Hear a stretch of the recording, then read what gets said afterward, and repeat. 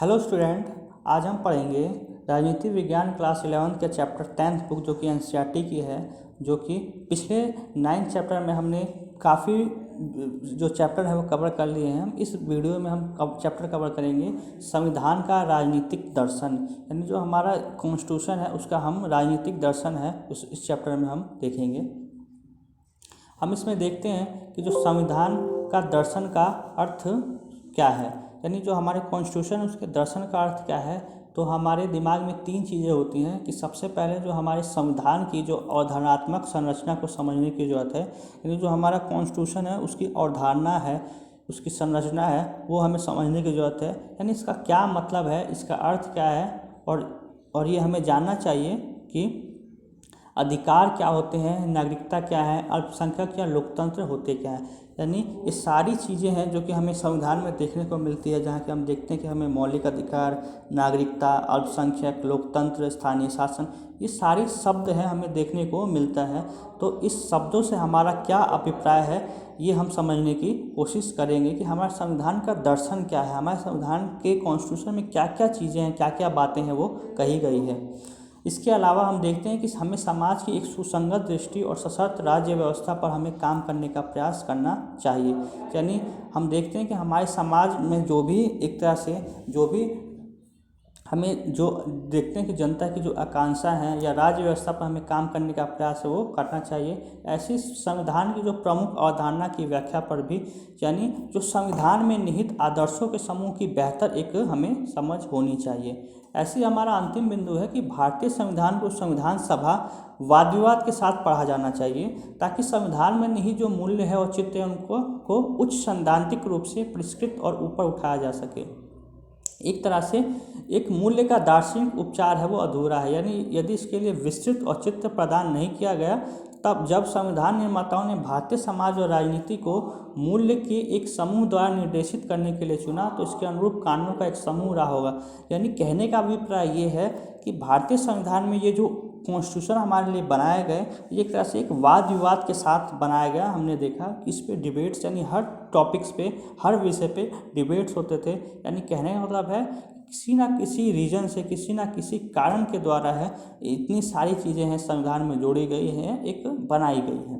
आगे हम देखते हैं कि आवश्यकता में क्यों, तो हम देखते हैं कि संविधान के लिए एक राजनीतिक दर्शन दृष्टिकोण की आवश्यकता न केवल उसमें व्यक्त नैतिक सामग्री का पता लगाने और उसके दावे का मूल्यांकन करने के लिए, बल्कि हमारी राजनीति में कई मूल्यों की अलग अलग व्याख्याओं के बीच मध्यस्थता के लिए भी उपयोग करने के लिए भी की गई।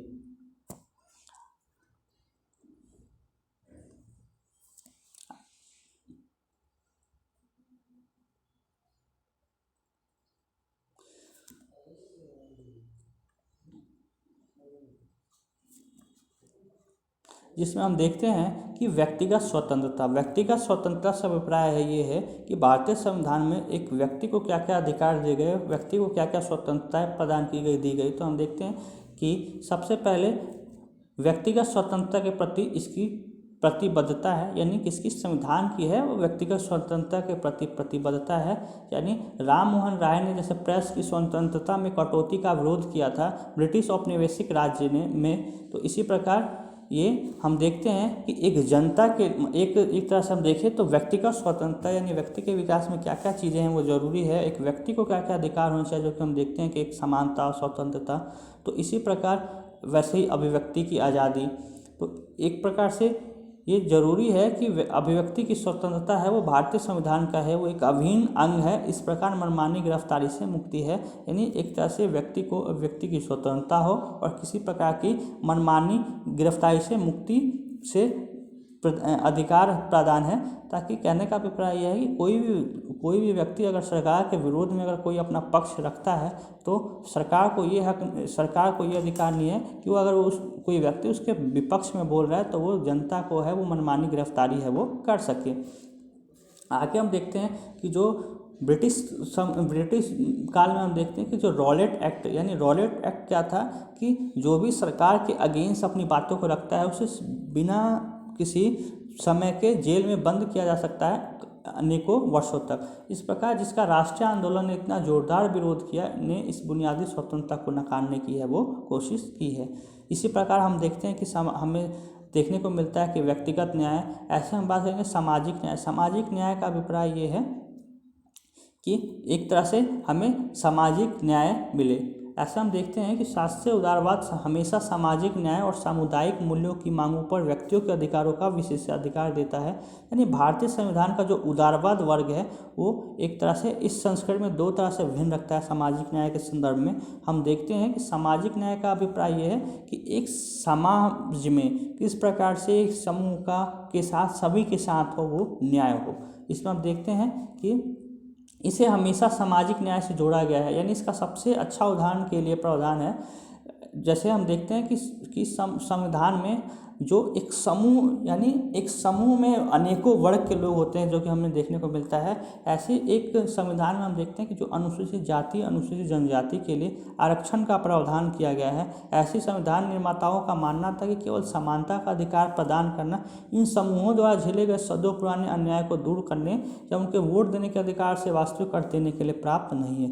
कहने का अभिप्राय यह है कि समाज का एक ऐसा वर्ग, एक ऐसा समुदाय जो कि सदियों से ही पिछड़ा है, सदियों से ही दलित और शोषित होता रहा, ऐसे वर्गों को केवल समानता या वोट देने के अधिकार से ये समाज में एक इनकी स्थिति है वो सही स्थिति नहीं हो सकती। यानी इन वर्गों के लिए संविधान में कुछ विशेष प्रावधान है वो करने चाहिए, जो कि हम देखते हैं कि संविधान में आरक्षण की व्यवस्था की गई ताकि समाज का जो भी पिछड़ा दलित वर्ग है वो समाज में जो अन्य वर्ग की तरह है उनकी तरह बराबर हो सके, उनके बीच भी सभी वर्गों के बीच समानता और एक तरह से न्याय हो वो व्याप्त हो, न्याय हो सके। ऐसे देखते हैं हम आगे कि उनके हितों को आगे बढ़ाने के लिए विशेष संवैधानिक उपायों की आवश्यकता थी।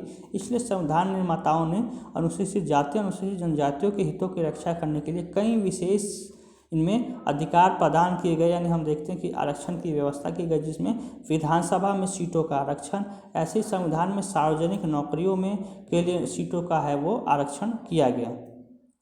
ऐसे हम आगे हमने पढ़ा कि स्थानीय शासन में भी इन वर्गों के लिए है अनुसूचित जाति अनुसूचित जनजाति और महिलाओं के लिए है सीटों को रिजर्व किया गया, यानी आरक्षण की व्यवस्था है वो की गई। ऐसे हम आगे देखते हैं कि विविधता और अल्पसंख्यक अधिकारों का सम्मान। विविधता यानी हम देखते हैं कि जो हमारा भारतवर्ष है तो देखते हैं कि भारत देश में हम देखते हैं कि अनेकों प्रकार के हमें डाइवर्सिटी देखने को मिलती है। या हम धर्म के में बात करें कॉन्टेक्स्ट में, या भाषा के कॉन्टेक्स्ट में बात करें तो हम देखते हैं, या वर्ग समूह के में बात करें तो हम देखते हैं कि भारत में हमें अनेकों विविधता देखने को मिलती है। और अल्पसंख्यक अधिकारों का सम्मान। अल्पसंख्यक हमने पिछले वीडियो में बात की, अल्पसंख्यक कौन है, यानी एक देश में एक ऐसा समूह जो कि अन्य वर्गों की तुलना में अल्पसंख्यक है, यानी उनकी संख्या है वो एक तरह से कम है। तो जो अल्पसंख्यक जो व्यक्ति है या समूह है उनके अधिकारों का सम्मान है वो किस प्रकार से होता है ये हमें देखने को मिलता है। जिसमें हम देखते हैं कि भारतीय संविधान समुदाय के बीच समान सम्मान को प्रोत्साहित करता है। यानी भारतीय संविधान है वो जितने भी समुदाय हैं भारत में, जो कि अनेकों धर्म है या कोई भी समुदाय है, उनके बीच समान प्रोत्साहन को प्रोत्साहित करता है कि सभी है वो समान है। ऐसे ही हमारे देश में आसान नहीं था, क्योंकि समुदायों का हमेशा एक रिश्ता नहीं होता, वो एक दूसरे के साथ श्रेणीबद्ध संबंध रखते हैं। यानी हर एक समुदाय है वो एक दूसरे पे कहीं ना कहीं एक दूसरे से जुड़ा हुआ है। ऐसे हम देखते हैं कि जब ये समुदाय एक दूसरे को बराबर के रूप में देखते हैं तो वो प्रतिद्वंदी भी बन जाते हैं, जैसे धार्मिक समुदाय के मामले पे। यानी भारत के कॉन्टेक्स्ट में देखते हैं कि जो समुदाय है वो एक दूसरे को बराबर के रूप में यदि देखते हैं तो कभी कभी वो एक तरह से प्रतिद्वंदी भी बन जाते हैं। ऐसे ही ये सुनिश्चित करना महत्वपूर्ण था कि कोई एक समुदाय व्यवस्थित रूप से दूसरों पर हावी ना हो। एक ऐसा समूह इतना ज़्यादा अधिक शक्तिशाली ना हो जाए कि वो दूसरे समूह पे हावी हो जाए, यानी उसके दूसरे समूह पे के अधिकारों का है वो हनन करना शुरू कर दे। ऐसे ही संविधान में समुदाय आधारित अधिकारों को मान्यता देना अनिवार्य किया गया। ऐसे हम देखते हैं कि एक अधिकार है वो धार्मिक समुदाय को अपना स्वयं के शिक्षण संस्थान स्थापित करने और चलाने का अधिकार दिया गया, जो कि हम देखते हैं हमें मौलिक अधिकार में देखने को मिलता है कि कोई भी ऐसा धार्मिक संगठन या कोई भी धार्मिक समुदाय है वो अपना खुद का शिक्षण संस्थान है वो खुद चला सकता है। ऐसे हम देखते हैं कि ऐसे संस्थानों को सरकार से धन प्राप्त हो सकता है, यानी कोई भी अल्पसंख्यक संस्थान है उनको सरकार है अपना वित्त यानी अपना फंड है, पैसा है वो देती है। ये प्रावधान दर्शाता है कि भारतीय संविधान को केवल व्यक्ति से संबंधित एक निजी मामले के रूप में ही नहीं देखा जा सकता है।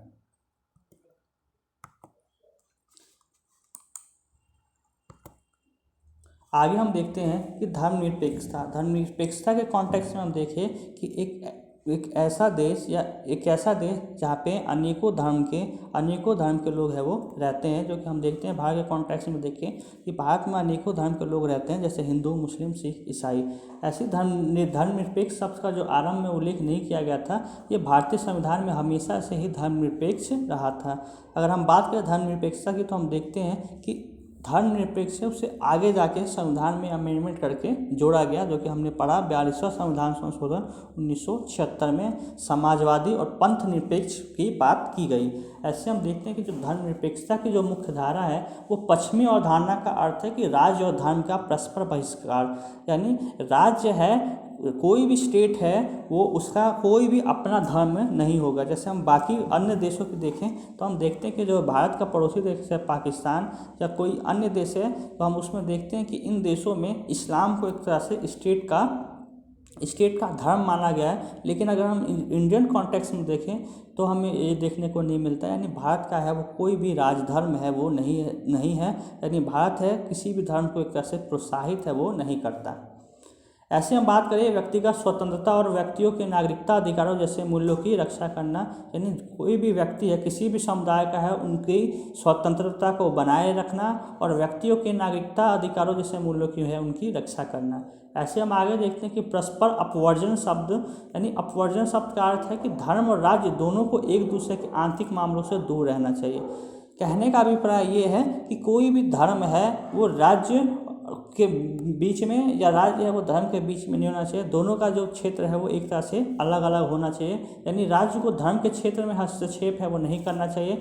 इसी तरह धर्म को राज्य की नीति निर्धारित है वो नहीं करना चाहिए, यानी ये राज्य के आचरण को प्रभावित नहीं करना चाहिए।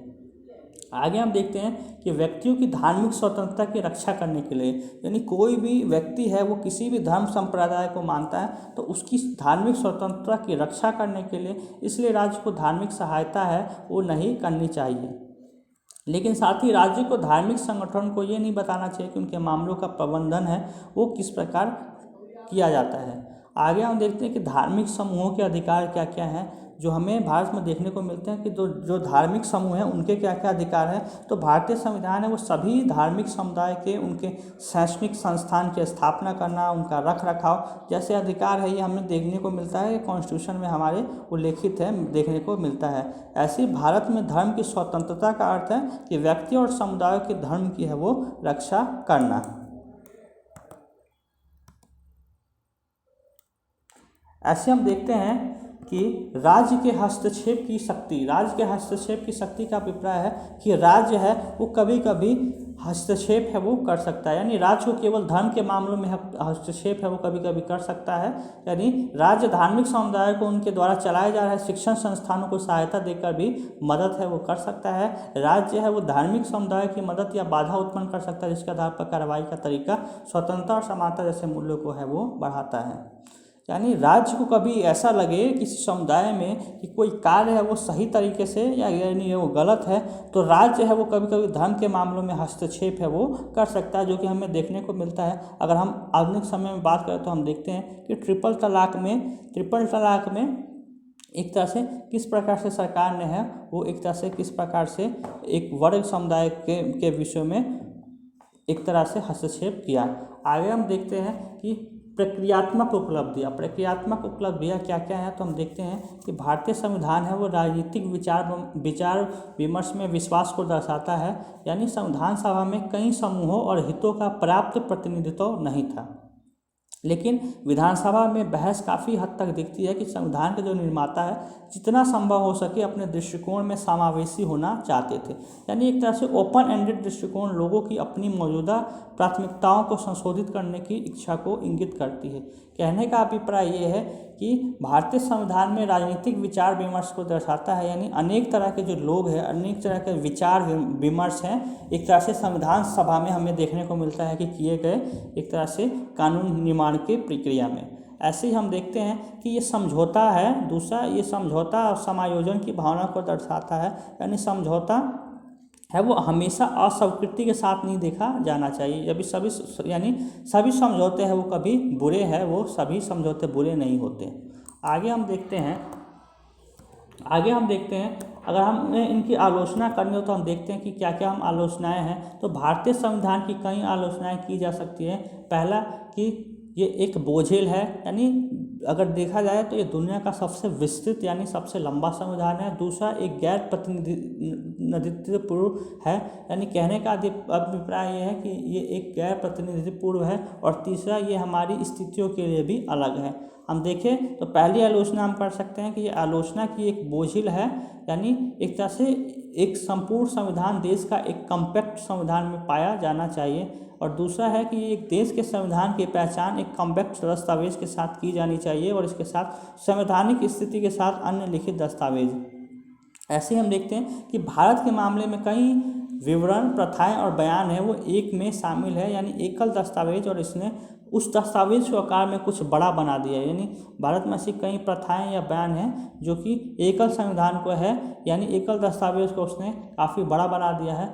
उदाहरण के लिए देखा जाए तो कई देशों में संविधान के नाम से जाने जाने वाले दस्तावेज में चुनाव आयोग, सिविल सेवा आयोग के प्रावधान है वो हमें देखने को नहीं मिलते। ऐसे ही लेकिन भारत में कई ऐसे मामलों पर संवैधानिक दस्तावेजों में ही ध्यान केंद्रित है वो किया गया है। अगर हम दूसरी आलोचना की बात करें तो हम देखते हैं कि यहाँ हमें प्रतिनिधित्व को दो घटकों में अंतर करना चाहिए, जिसमें हम देखते हैं कि प्रतिनिधित्व का आवाज़ घटक महत्वपूर्ण है, यानी लोगों को उनके में से पहचाना जाना चाहिए अपनी भाषा या आवाज़ के माध्यम से। तो ये वास्तव में गैर प्रतिनिधिपूर्ण है, क्योंकि संविधान सभा के सदस्यों को एक प्रतिबंधित मताधिकार द्वारा है वो चुना गया था, न कि सार्वभौमिक मताधिकार के आधार पे। यानी हम देखें कि इसमें जो प्रतिनिधि देखें तो इसमें एक तरह से सभी का जो प्रतिनिधित्व है सभी वर्गों का एक तरह हम देखते हैं कि नहीं हो पाया, क्योंकि इसमें जो ये चुने गए थे सदस्य थे वो एक विशेष समुदाय द्वारा ही चुने गए थे, यानी ना कि ये सार्वभौमिक मताधिकार के आधार पर चुने गए थे। ऐसे ही अगर हम दूसरे आयाम की बात करें तो हम देखते हैं कि इसे पूरी तरह से प्रतिनिधित्व में कमी पाएंगे, यानी संविधान सभा में हर प्रकार की राय का प्रतिनिधित्व है वो किया गया था, लेकिन हो सकता है, लेकिन हम संविधान सभा में हुई बहसों को पढ़ते तो हम पाते हैं कि मुद्दों और विचारों की एक विस्तृत श्रृंखला का उल्लेख है वो किया गया था, यानी सदस्यों ने न केवल अपने व्यक्तिगत सामाजिक सरोकारों के आधार पर बल्कि विभिन्न सामाजिक वर्गों के कथित हितों और चिंताओं के आधार पर मामलों को उठाया है। अगर हम तीसरी आलोचना देखें तो हम देखते हैं कि भारतीय संविधान वो पूरी तरह से एक विदेशी दस्तावेज है, यानी पश्चिमी संविधानों से लेख द्वारा उधार में लिया गया है। यह भारतीय लोगों के सांस्कृतिक लोकाचार के साथ अहजता से बैठकर है, यानी ये आलोचना अक्सर कई लोगों द्वारा की जाती है कि जो ये संविधान भारतीय संविधान है वो एक तरह से विदेशियों से उधार में लिया गया संविधान है, या कह सकते हैं कि एक तरह से ये बाहर से नकल किया गया संविधान है। आगे हम देखते हैं कि संविधान की सीमाएं क्या है। तो संविधान की सीमाएं की बात करें तो हम देखते हैं कि इसके लिमिटेशन क्या है। तो देखते हैं कि भारतीय संविधान में राष्ट्रीय एकता का एक केंद्रीकृत विचार है। ऐसे देखते हैं कि इसने लैंगिक न्याय के कुछ महत्वपूर्ण मुद्दों पर प्रकाश डाला है। लैंगिक न्याय से अभिप्राय ये है कि जो पुरुष और महिलाएं हैं यानी उनके बीच में कुछ महत्वपूर्ण मुद्दों पर प्रकाश डाला है। जैसे हम देखते हैं कि राज्य के नीति निदेशक तत्वों में बात की गई है कि महिला और पुरुष के लिए एक समान परिश्रम के लिए समान वेतन हो। इसी प्रकार हम देखते हैं कि जो तीसरा है, एक गरीब विकासशील देश में कुछ बुनियादी सामाजिक आर्थिक अधिकारों का हमारे मौलिक अधिकारों का एक अभिन्न अंग है, बनाने के बजाय नीति निदेशक तत्वों को अनुभाग में क्यों हटा दिया गया था। तो ये कुछ ऐसे विषय हैं जो कि हमें संविधान में हमें देखने को मिलते हैं। वीडियो देखने के लिए बहुत बहुत धन्यवाद। नेक्स्ट वीडियो में हम एक अलग चैप्टर है वो डिस्कस करेंगे। बहुत बहुत धन्यवाद।